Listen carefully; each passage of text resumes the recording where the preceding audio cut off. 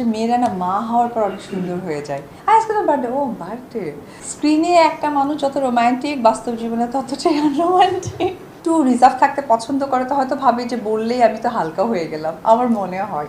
এখনকার এই সময়ে এসে উইশটা আমার থাকবে যে আমি সফল অভিনেত্রী হতে না পারলেও আমি সকলে ভালোবাসার মানুষটি হতে পেরেছি। 3টে উইশই আমার একটা কথাই থাকবে, আমি যেন একজন সফল মা হতে পারি। আমার যে সন্তান, তার জীবনটা নতুন, তার যাত্রাটা নতুন, সেই নতুন যাত্রায় যেন আমি একজন পরিপূর্ণ একজন মায়ের ভূমিকাটা পালন করতে পারি, যেখানেই যেন আমার এই ভালোবাসাটা, আমার সন্তান যেন আমি সেই আদর্শটা যেন তাকে বহন করাতে পারি যে তুমি মানুষকে ভালোবাসবে, ভালোবাসে ভালোবাসা পাওয়া যায়।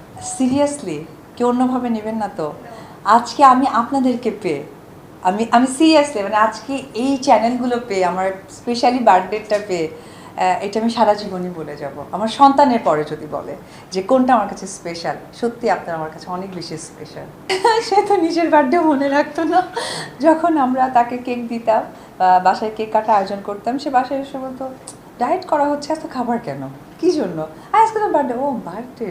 তো যে মানুষ নিজের বার্থডে ঠিকঠাকভাবে ওই রকমভাবে পালন করেন না, আর সবসময় ইম্পর্টেন্ট হচ্ছে যে একটু রিজার্ভ থাকতে পছন্দ করে তো হয়তো ভাবে যে বললেই আমি তো হালকা হয়ে গেলাম, আমার মনে হয়।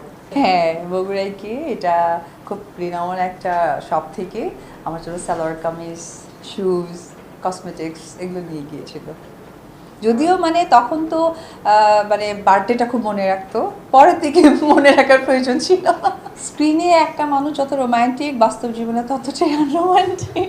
বাট সে অনেক বেশি হাসাতে পছন্দ করে। এই সময়টা আমি রোমান্টিক আনরোমান্টিকের ব্যাখ্যাটাই বুঝতাম না, সেই জন্য। পরিবারের প্রত্যেকটা মানুষই আমাকে উইশ করেছে।